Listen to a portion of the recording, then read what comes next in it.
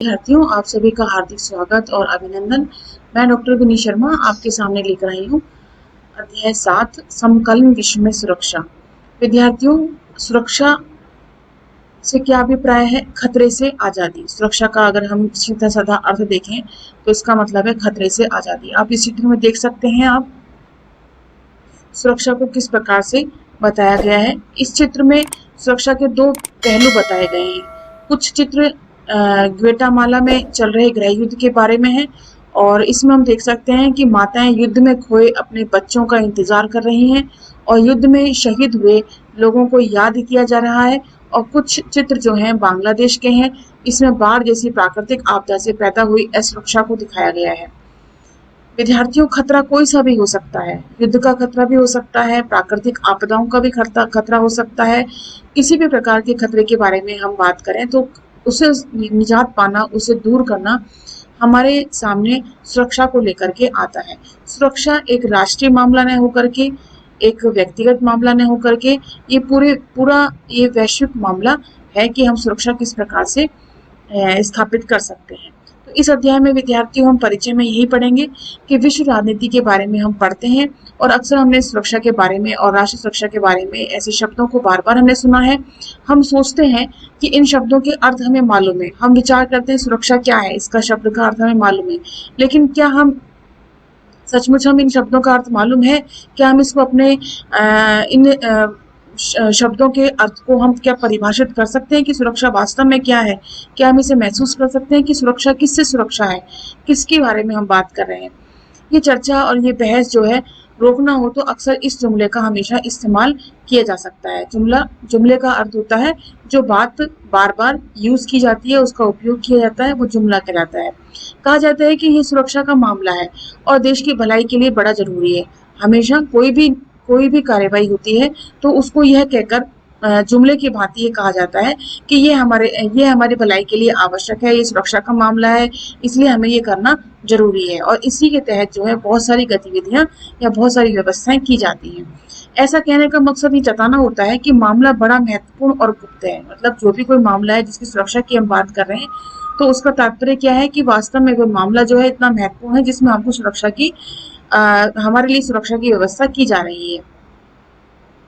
इस कारण उस पर खुली चर्चा नहीं हो सकती। हम ऐसी फिल्में देखते हैं जिसमें राष्ट्रीय सुरक्षा से जुड़ा हुआ सब कुछ बड़ा ढका छुपा और खतरनाक भी होता है और ऐसा भी लगता है कि मानो सुरक्षा 7 तालों के भीतर की चीज हो और जिससे आम नागरिक का कुछ लेना देना नहीं हो। लेकिन लोकतंत्र में कोई भी बात इतनी ढकी छुपी नहीं रखी जा सकती। सुरक्षा के बारे में हमें और ज्यादा जानने की आवश्यकता है। सुरक्षा क्या है, भारत की सुरक्षा के सरोकार क्या है, इस अध्याय में हम इन सभी सवालों पर चर्चा करेंगे और सुरक्षा को समझने के दो दृष्टिकोण जो है उस पर भी हम चर्चा करेंगे। और अध्याय में इस बात पर भी हम जोर देंगे कि विभिन्न संदर्भ और स्थितियों का ध्यान में रखना कितना जरूरी है और क्योंकि इसी से सुरक्षा के बारे में हमारा नजरिया बनता है। इन सभी के बारे में हम विचार करेंगे। सबसे पहले हम बात करते हैं कि सुरक्षा क्या है। ये देखिए कार्टून में क्या बताया गया है। मेरी सुरक्षा के बारे में किसने फैसला किया? कुछ नेताओं और विशेषज्ञों ने। या क्या मैं अपनी सुरक्षा का फैसला नहीं कर सकती? तो इसमें एक व्यंग्य बताया गया है जो दोनों ही बातें कह रहे हैं कि सत्ता हमारे लिए सुरक्षा की बात करेगी या स्वयं ही मैं अपनी सुरक्षा की बात स्वयं ही कर सकती हूँ। दोनों ही पहलू हैं। अगर इस प्रकार का है, राष्ट्रीय स्तर पर, क्षेत्रीय स्तर पर खतरा है तो निश्चित रूप से उसकी सुरक्षा जो है उस समय सुरक्षा जो है वह सत्ता के द्वारा की जाएगी। लेकिन अगर व्यक्तिगत सुरक्षा की बात आती है तो उस समय व्यक्तिगत सुरक्षा के लिए भी सरकार है, सत्ता है और व्यवस्थाएं हैं, लेकिन एट ए प्रेजेंट जो है व्यक्तिगत सुरक्षा हमें खुद ही करनी होती है। तो हम वास्तव में सुरक्षा का अर्थ क्या है, बुनियादी अर्थ क्या है, हम किस अर्थ में इसको देखते हैं? तो हम इसको देखते हैं खतरे की आजादी से। मानव का अस्तित्व और किसी देश का जीवन खतरों से भरा हुआ होता है। इससे हम सभी संबंधित हैं। इससे हम सभी को हमें पता है कि जो मानव का अस्तित्व है, मानव जहाँ पर मानव की बात आती है तो कहीं ना कहीं उसके जीवन के खतरों को हमेशा देखा जाता है। तब क्या इसका मतलब यह है कि हर तरह के खतरे को सुरक्षा पर खतरा माना जाएगा? आदमी जब भी अपने घर से बाहर कदम निकालता है तो उसके अस्तित्व अथवा जीवन यापन के तरीकों को किसी न किसी अर्थ में खतरा जरूर होता है। यदि हमने खतरे का इतना व्यापक अर्थ लिया है तो फिर हमारी दुनिया में हर घड़ी और हर जगह सुरक्षा की ही सवाल नजर आएंगे।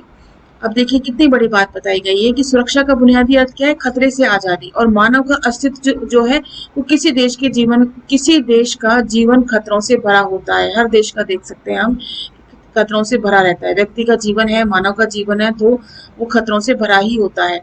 तो इसका मतलब ये है कि हम खतरे को सुरक्षा पर खतरा मान सकते हैं। और आम आदमी जो है जब अपने घर से बाहर निकलता है तो किस प्रकार से अपने अस्तित्व और जीवन यापन के तरीकों को किसी न किसी अर्थ में खतरा जरूर होता है। हम इस कोविड-19 के दौर में देख सकते हैं विद्यार्थियों की हमारे लिए खतरा कितना ज्यादा खतरनाक है।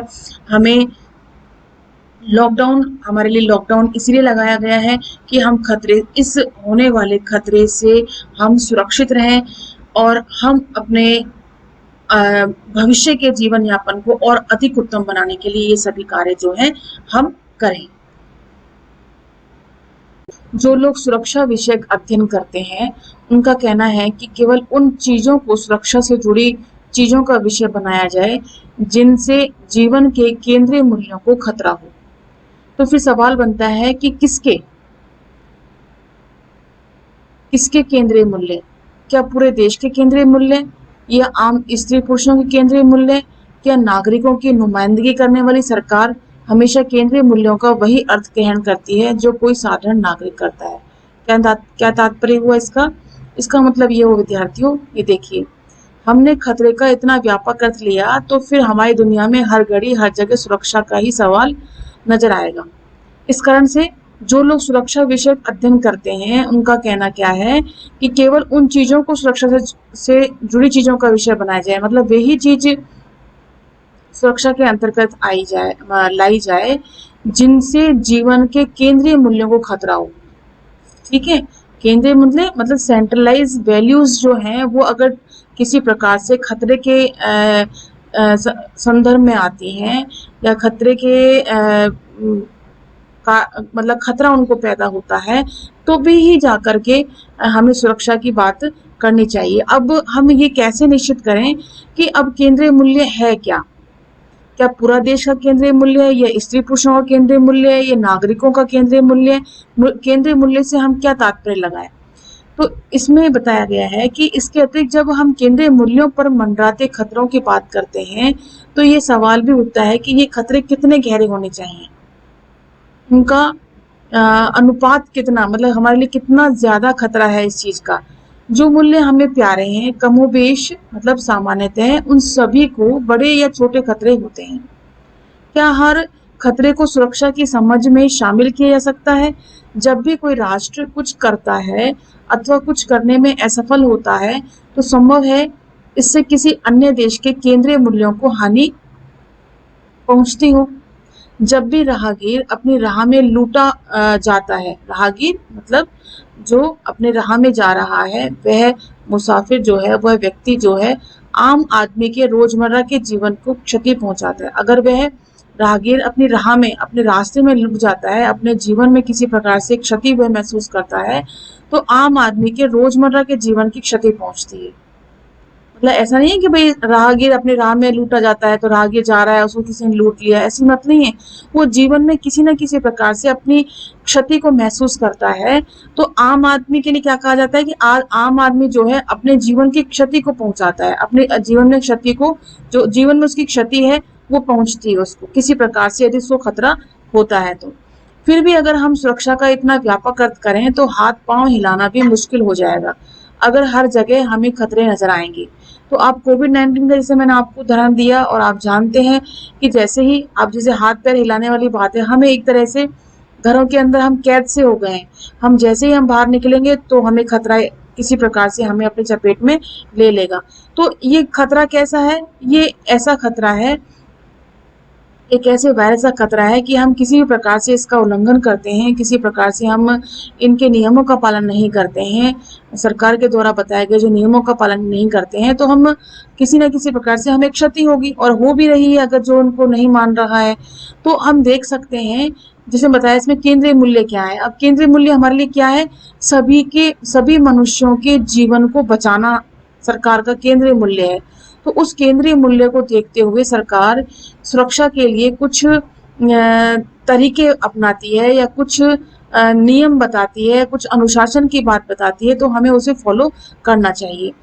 अब इस तरह देखें तो हम इन बातों से एक निष्कर्ष निकाल सकते हैं कि सुरक्षा का रिश्ता फिर बड़े गंभीर खतरों से है। सुरक्षा का रिश्ता किससे है? अगर इस बात को अगर हम मना कर दें कि इससे हमारे रोजमर्रा को क्षति पहुंचेगी और हम अगर बाहर निकलते हैं तो किसी प्रकार से मतलब हम किसी प्रकार अगर हमें लगे कि खतरा है और हम किसी प्रकार से बाहर निकलना नहीं चाह रहे हैं, तो इसका मतलब तो ये हुआ हम कुछ काम कर ही नहीं सकते अगर हमारे सामने खतरों की बात की जाए तो।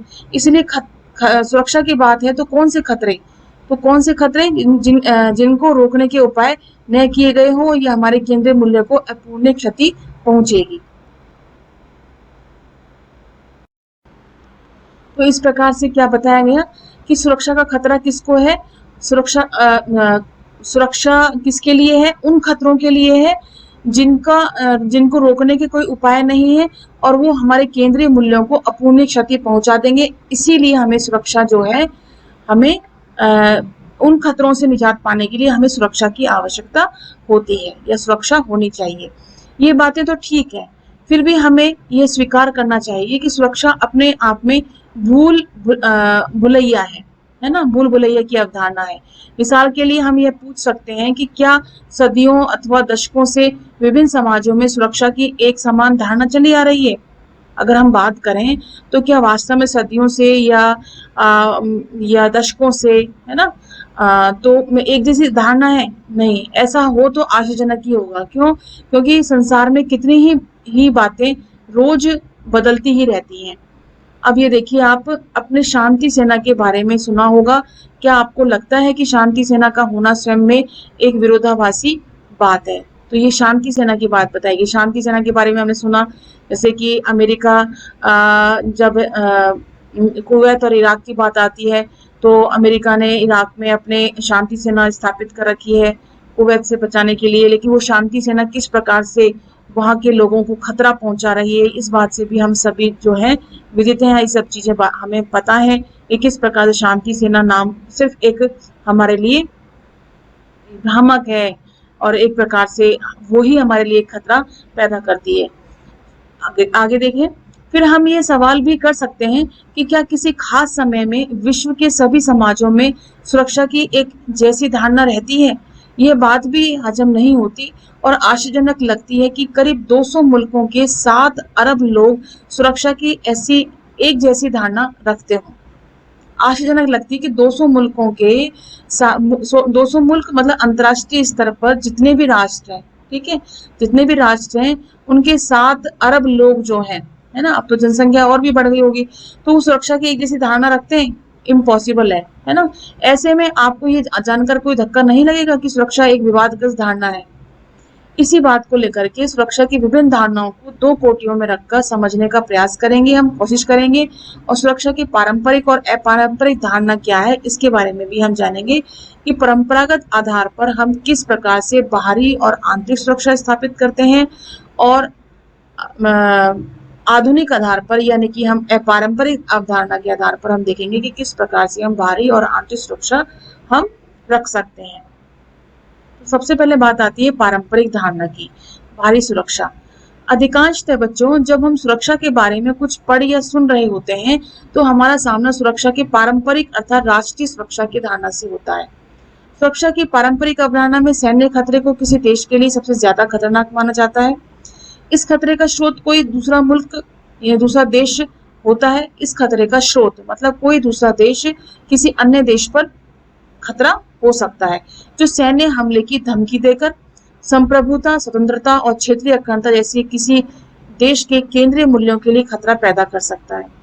मतलब कोई भी देश अन्य देश को किसी भी प्रकार से खतरा पैदा कर सकता है, उसकी संप्रभुता को छीन सकता है, उसकी स्वतंत्रता को छीन सकता है, क्षेत्रीय अखंडता को डिस्टर्ब कर सकता है। ऐसे बहुत सारे केंद्रीय मूल्य हैं जिनको वह खतरे में डाल सकता है।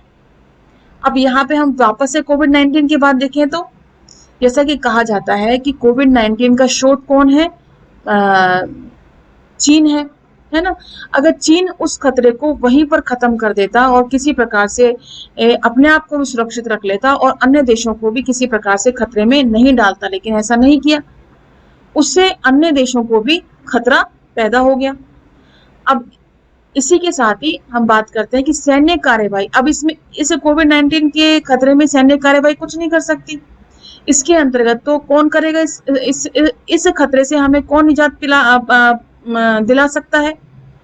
इस खतरे से हमें निजात दिला सकता है चिकित्सा, है ना, और हमारे द्वारा किए गए सावधानी पूर्वक कार्य। ठीक है, तो सैन्य कार्रवाई से आम नागरिकों के जीवन को भी खतरा होता है। ठीक है, जैसे मानव संप्रभुता को खतरा हुआ, स्वतंत्रता को खतरा हुआ, क्षेत्रीय अखंडता को खतरा हुआ, और शांति के लिए अगर किसी ने सैन्य कार्रवाई करी या सैन्य कार्रवाई द्वारा शांति लाने का प्रयास किया गया, तो उससे नागरिकों को भी के जीवन को भी खतरा हो सकता है।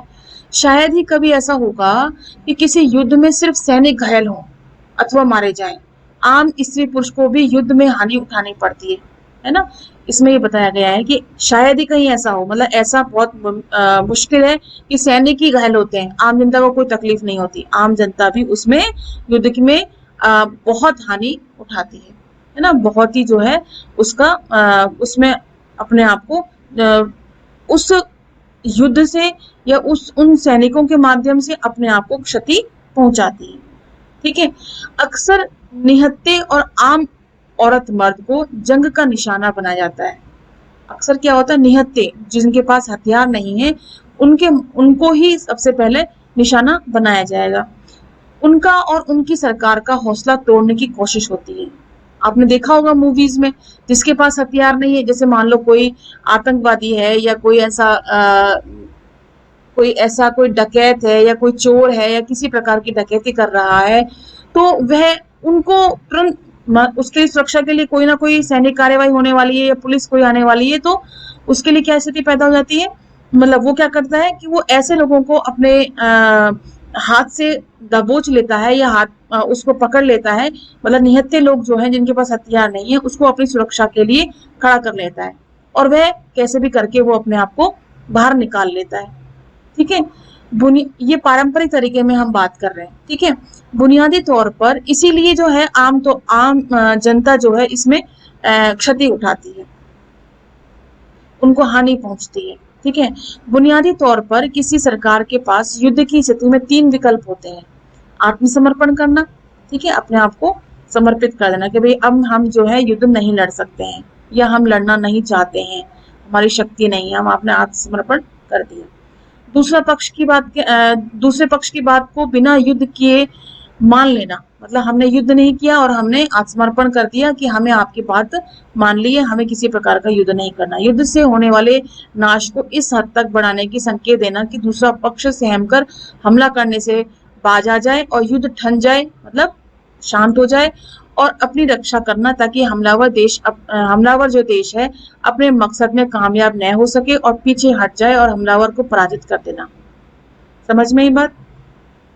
आत्मसमर्पण करना और तथा दूसरे पक्ष की बात को बिना युद्ध किए मान लेना, ठीक है, अथवा युद्ध से होने वाले नाश को इस हद तक बढ़ाने के संकेत देना कि दूसरा पक्ष सहम कर हमला करने से बाज आ जाए। या तो हम आत्मसमर्पण कर दें, दूसरे के पक्ष की बात को मान लें, या फिर हम इस प्रकार से हम युद्ध करें कि हम इस तरह से नाश कर दें कि वो सहम जाए और इस युद्ध को करने के लिए या युद्ध ठन जाए, युद्ध हो जाए, है ना, ठन जाए मतलब युद्ध हो जाए और हमलावर जो देश है अपने मकसद में कामयाब नहीं हो सके, मतलब किसी प्रकार से वो जो है सक्सेसफुल नहीं हो सके और पीछे हट जाए और हमलावर जो है पराजित हो जाए, ये भी हो सकता है। ठीक है, युद्ध में कोई सरकार भले ही आत्मसमर्पण कर दे, लेकिन वह इसे अपने देश की नीति के रूप में कभी प्रचारित नहीं करना चाहेगी कि हमने आत्मसमर्पण कर दिया है। इस कारण सुरक्षा नीति का संबंध युद्ध की आशंका को रोकने से होता है। सुरक्षा का मतलब क्या हुआ कि युद्ध की आशंका हो ही ना, उसको पहले ही रोक दिया जाए, जिसे अपरोध कहते हैं। क्या कहते हैं? अपरोध। अब आपसे प्रश्न में पूछा जाए अपरोध क्या होता है? अपरोध का मतलब होता है युद्ध की आशंका से अपने आप को पहले ही बचा लेना, युद्ध को सीमित रखना और उसको समाप्त करने से सीमित करना अथवा उसको समाप्त करने से होता है, जिसे रक्षा कहा जाता है। मतलब उसको होने ही ना देना, उसको होने से पहले ही उसको अपरोध कर देना, उसको उसका बचाव कर लेना। ठीक है। अब बात आती है परंपरागत सुरक्षा नीति का एक तत्व और है, हम जिसे कहते हैं शक्ति संतुलन। ठीक है। कोई देश अपने आस पड़ोस में देखने पर आता है कि कुछ मुल्क छोटे हैं और कुछ बड़े हैं, मतलब शक्ति में कुछ छोटे हैं कुछ बड़े हैं। इससे इशारा मिलता है कि भविष्य में किस देश से उसे खतरा हो सकता है। मिसाल के लिए कोई पड़ोसी देश संभव है यह न कह सके कि वह हमले की तैयारी में जुटा है।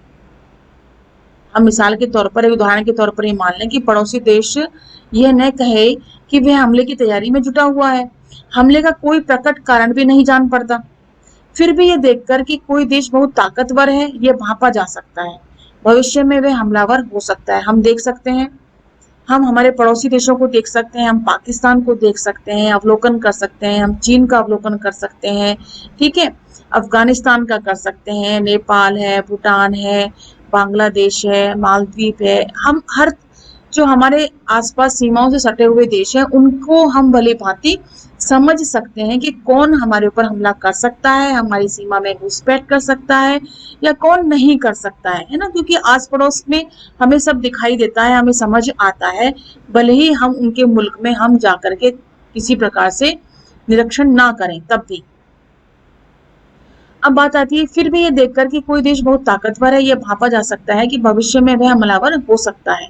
इस वजह से हर सरकार दूसरे देश से अपने शक्ति संतुलन को लेकर बहुत संवेदनशील रहती है।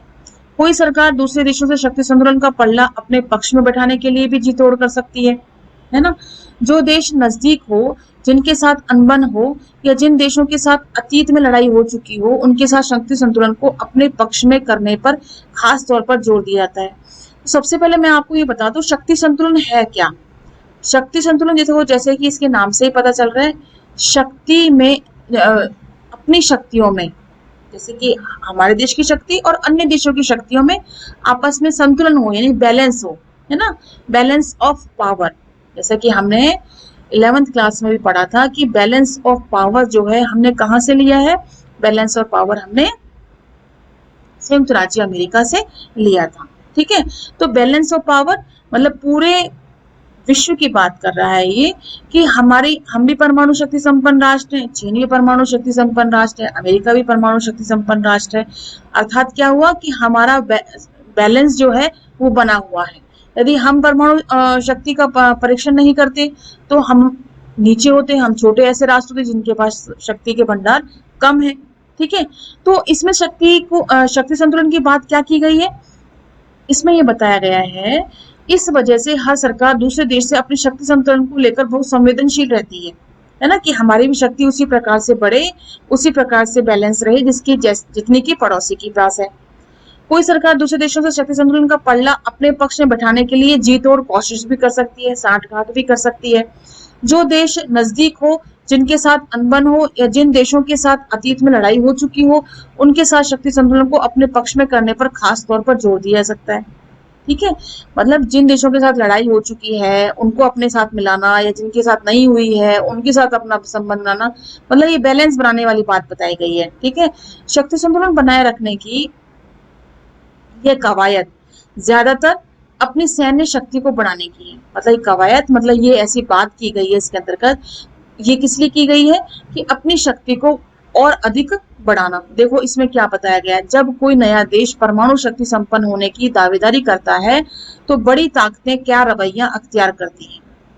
अब देखो मैंने परमाणु शक्ति की बात की है, परमाणु शक्ति संपन्न बिरादरी, इनके मुंह में जो ये जो दिखाया गया है इसको आप क्या मान लें एक बार, कि मैं परमाणु शक्ति संपन्न हूँ, ये परमाणु शक्ति संपन्न, ये परमाणु, ये परमाणु, ये परमाणु शक्ति, सब परमाणु शक्ति संपन्न है। लेकिन कोरिया भी है, ईरान भी है। अब वो छोटे देश भी हैं, समझ में ये बात, बड़े देश ही नहीं, छोटे देश भी अब परमाणु शक्ति संपन्न राष्ट्र हो गए। क्यों? क्योंकि हमने उन्हें बैलेंस ऑफ पावर, शक्ति का संतुलन बना के रखना है। हमारे पास ये कहने के क्या आधार है कि परमाणु हथियार से लैस कुछ देशों पर तो विश्वास किया जा सकता है, परंतु कुछ पर नहीं। हम कैसे प्रमाणित कर सकते हैं? नहीं कर सकते। ये भी हो सकता है कि वो अन्य परमाणु देशों के साथ भी किसी प्रकार की साठगांठ या गठबंधन कर ले, या उनके साथ किसी प्रकार से सैन्य शक्ति के आधार पर समझौता कर ले, या किसी प्रकार से उनके ऊपर आक्रमण होता है तो वो उनके बीच बचाव के लिए वो आ जाए। ठीक है, तो किसी भी प्रकार से। तो पारंपरिक सुरक्षा नीति का चौथा तत्व आता है गठबंधन बनाना। गठबंधन में कोई देश शामिल होते हैं और सैन्य हमले को रोकने अथवा उससे रक्षा करने के लिए समवेत कदम उठाते हैं।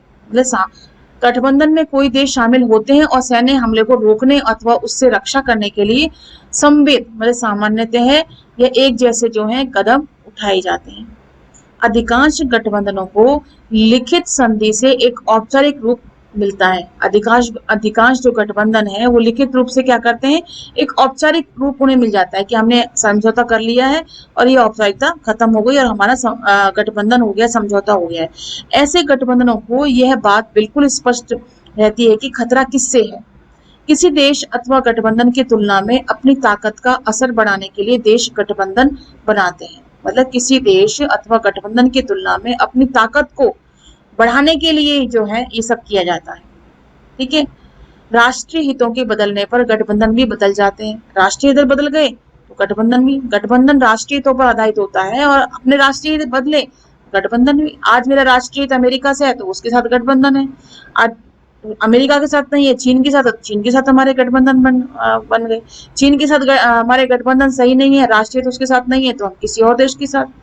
तो उदाहरण के रूप में हम देख सकते हैं कि संयुक्त राज्य अमेरिका ने सन 1980 के दशक में सोवियत संघ के खिलाफ यूएसए ने 1980 के दशक में सोवियत संघ के खिलाफ इस्लामी उग्रवादियों का समर्थन दिया, है ना। किसके खिलाफ दिया? सोवियत संघ के खिलाफ। ओसामा बिन लादेन के नेतृत्व में अलकायदा नामक समूह के आतंकवादियों ने 11 सितंबर 2001 के दिन उस पर हमला किया। ठीक है ना।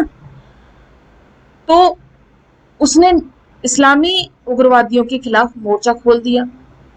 ठीक है। सुरक्षा की परंपरागत धारणा में माना जाता है कि किसी देश की सुरक्षा को ज्यादातर खतरा उसकी सीमा के बाहर से होता है। समझ में आया आपको ये उदाहरण? यूएसए ने 1980 के दशक में सोवियत संघ के खिलाफ इस्लामी उग्रवादियों का समर्थन दे दिया। किसको? इस्लामी उग्रवादियों को। किसके खिलाफ? सोवियत संघ के। अलकायदा नामक समूह के आतंकवादियों ने जब 11 सितंबर 2001 के दिन उस पर हमला किया तो इस्लामी उग्रवादियों के खिलाफ मोर्चा खोल दिया। हित बदल गए।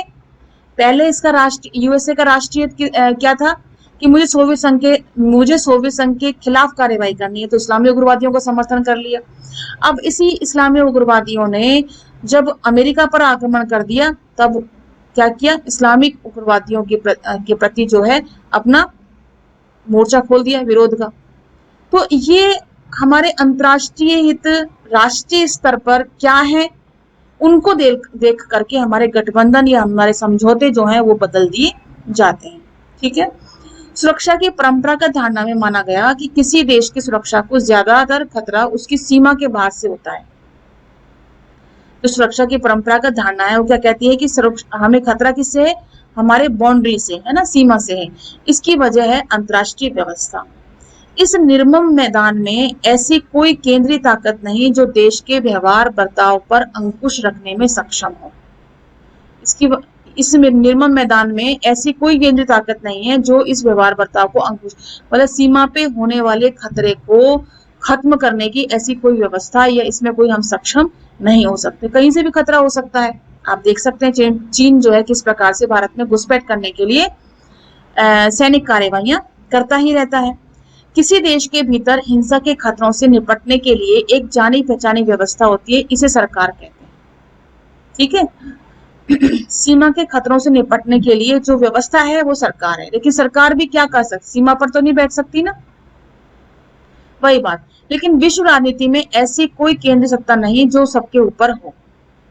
विश्व बिरादरी में यानी अंतर्राष्ट्रीय स्तर पर हर राष्ट्र की बाउंड्री पर कोई ऐसी सरकार नहीं बैठ सकती या कोई अंतर्राष्ट्रीय सरकार ऐसी नहीं है जो उनकी सीमाओं की या बाउंड्रीज की सुरक्षा कर सके। समझ में आई बात? यह सोचने का लालच हो सकता है कि संयुक्त राष्ट्र संघ ऐसी सत्ता है अथवा ऐसा बन सकता है। बहरहाल यदि हम देखें कि फिलहाल अपनी बनावट के अनुरूप यूएनओ अपने सदस्य देशों का दास है। यूएनओ हो सकता है अंतर्राष्ट्रीय स्तर पर, लेकिन यूएनओ क्या है, अपने जो मेंबर राष्ट्र हैं उनका दास बन के रह गया है। इसके सदस्य देश जितनी सत्ता इसको सौंपते हैं उतना वह स्वीकार करता है, उतना वह कार्य करता है, उतनी सत्ता उसको हासिल होती है। और विश्व राजनीति में हर देश की अपनी सुरक्षा की जिम्मेदारी खुद ही उसको उठानी होती है। अंतर्राष्ट्रीय स्तर पर यूएनओ के माध्यम से इस प्रकार की कोई सुरक्षा नहीं उठाई जाती है, क्योंकि वह तो उनके मेंबर राष्ट्र जो, और खास तौर से जो 5 मेंबर्स जो परमानेंट मेंबर हैं, उनका ही दास बन करके रह गया है। उन्हीं के अकॉर्डिंग काम होता है, क्योंकि वीटो पावर भी उनके पास है। तो कहने का तात्पर्य यह है विद्यार्थियों कि अब हमारी राष्ट्रीय सुरक्षा हो चाहे वो व्यक्तिगत सुरक्षा हो, उसकी जिम्मेदारी हमारी स्वयं की ही होती है। इसमें अंतर्राष्ट्रीय स्तर कोई भी हस्तक्षेप नहीं करता या किसी प्रकार की सुरक्षा हमें प्रोवाइड नहीं कराता। तो इसके साथ ही हम इस वीडियो को यहीं समाप्त करेंगे और नेक्स्ट वीडियो में हम बात करेंगे पारंपरिक धारणा आंतरिक सुरक्षा। पारंपरिक धारणा हमने बाहरी सुरक्षा पढ़ी, अब पारंपरिक धारणा आंतरिक सुरक्षा क्या है, किस प्रकार से करनी चाहिए, इसको हम देखेंगे। इसके साथ ही हम नेक्स्ट वीडियो में हम आपसे मिलेंगे। तब तक के लिए हम आपसे विदा लेते हैं। धन्यवाद, नमस्कार।